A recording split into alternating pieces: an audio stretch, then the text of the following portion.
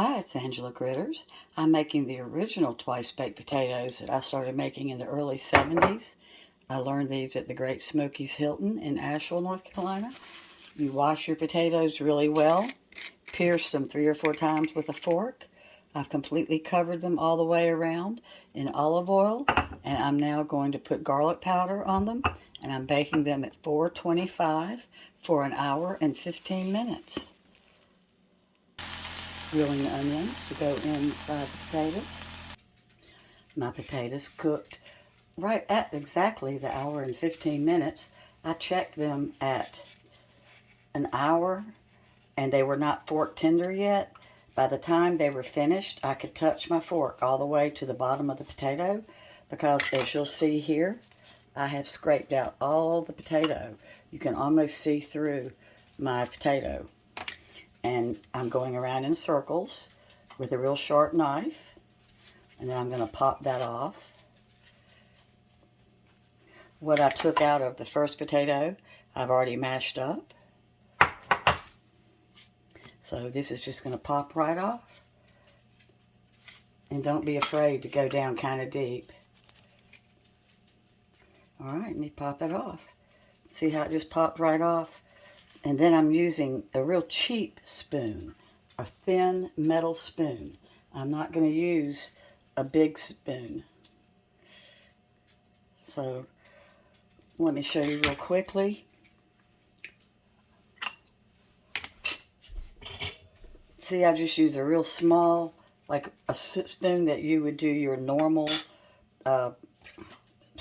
coffee or something with, and I'm going to scoop it out. There's an unwritten law, you have to eat that top. It's got the garlic on it, and it's been cooking so long. It's so good. I'm heating up half of a stick of butter while I'm scooping out my last potato.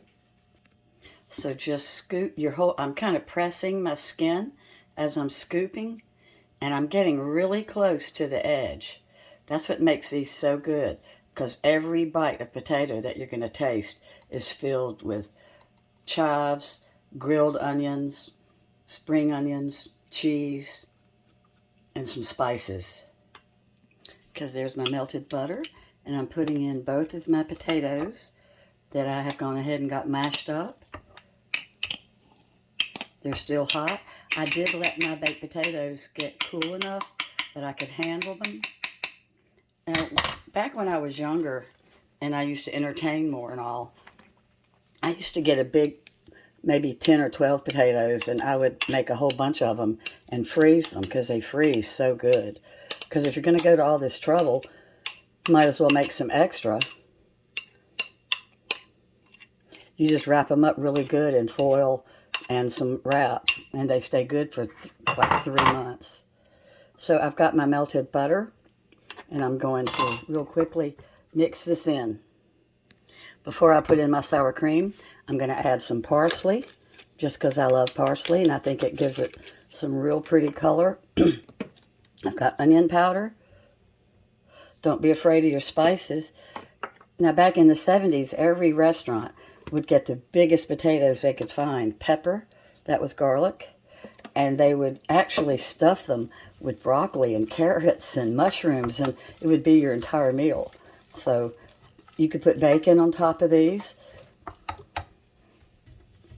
I do have some chives, but I don't feel like cutting them. I'm going to put some dry ones on top. So I've got some onion that I grilled with a little bit of butter. And I'm going to stir in sour cream.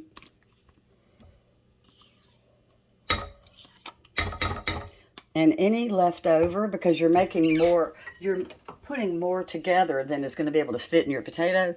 I've got little baking dishes, so I'm going to bake little individual cups. So then I'm going to stir this all up. I've got some spring onion. I cut the tops too, saving a little bit to go on top, but the rest is going inside.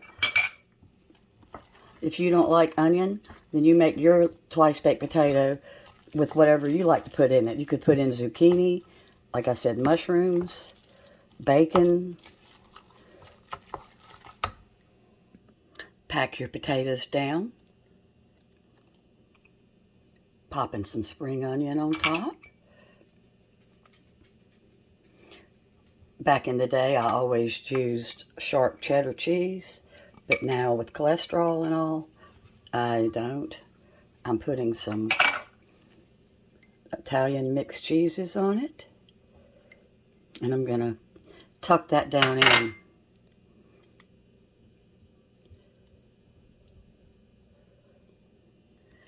And I do have 1 cup left, so I'm going to bake that with cheese on top as well. Going to throw on just a couple little pieces of Velveeta for color. They're going back in at my reduced 375 oven. Oh, and while it's still cold, of course I have it in a 70s dish. Here they are. Hope you like them, and they do freeze beautifully. And like I said, if you're going to go to all this trouble, you might as well make about 10 or 12 of them and put them up. These cooked about another 12 to 15 minutes on the 375. Thanks for watching. Bye-bye.